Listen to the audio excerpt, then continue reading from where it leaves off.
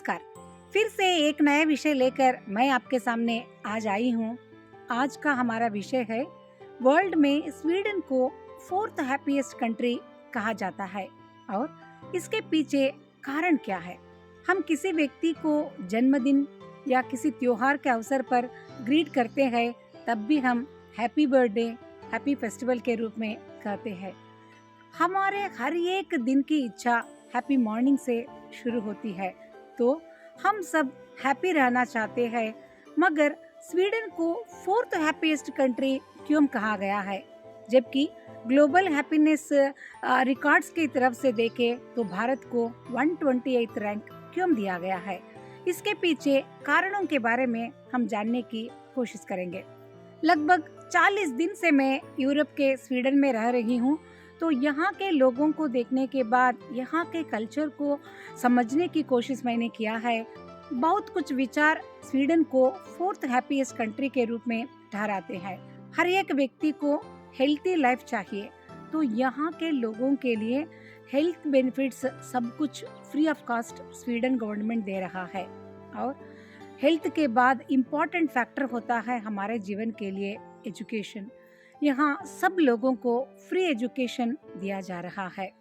हर एक व्यक्ति को उचित ढंग से तनख्वाह यानी सैलरी मिल रहा है। यहाँ काम करने वाले हर कर्मचारी को 1 महीने के लिए पेड सैलरी दी जाती है और वह 1 महीने के लिए अपने होम टाउन जा सकता है। अपने परिवार वालों के साथ कहीं पर भी ट्रैवलिंग करने के लिए भी उसको छुट्टी मिल जाती है। और यहाँ पेरेंटल लीव के रूप में 480 डेज को लीव दिया जाता है, वह भी सैलरी के साथ। यहाँ पेरेंटल लीव के हिसाब से माता पिता को कुल मिलाकर 480 डेज की छुट्टी दी जाती है, वह भी विद पेड सैलरी। और यह भी खुशी देने वाली बात ही है। इसके अलावा यहाँ के जो नेचर यानी एनवायरनमेंट से संबंधित विचारों को देखें तो कहीं पर भी देखो ग्रीनरी ही ग्रीनरी नजर आती है। और यहाँ देखें तो घरों के बीच में पेड़ ना होते हुए पेड़ों के बीच में, प्रकृति के बीच में घर रहते हैं। यह भी उनके लिए हैप्पी फील करने के लिए और एक कारण बन जाता है। स्वीडन में 1000 से अधिक तालाब है और ट्रेकिंग पॉइंट्स है, जहां मुफ्त में लोग जाकर प्रकृति का आनंद उठा सकते हैं। यहाँ के कार्यालयों में 8 आवर्स वर्किंग स्टाइल चलता है और एक बार एक कर्मचारी ऑफिस से घर आता है तो उसे किसी भी कारणवश डिस्टर्ब नहीं किया जाता। वो संपूर्ण अपने फैमिली के साथ एंजॉय कर सकता है। इस प्रकार से वे लोग वर्क और फैमिली को दोनों को बैलेंस कर सकते हैं। ये भी खुशी देने वाली बात ही है। और स्वीडन इक्वालिटी को बहुत इम्पोर्टेंट स्थान देता है। यहाँ जेंडर डिस्क्रिमिनेशन बिल्कुल नहीं है। स्त्रियों को भी पुरुषों के समान हर एक अपॉर्चुनिटी दी जाती है। मैंने यहाँ ऑफिस जाने वाले स्त्रियों को भी देखा और बस और ट्राम चलाने वाली स्त्रियों को भी देखा है। और मुख्य बात ऐसी है कि सरकार के द्वारा दिए जाने वाले जो भी सूचनाएं सबके सब 100% फॉलो करते हैं और जीरो करप्शन कंट्री के रूप में भी स्वीडन को ख्याति मिली है।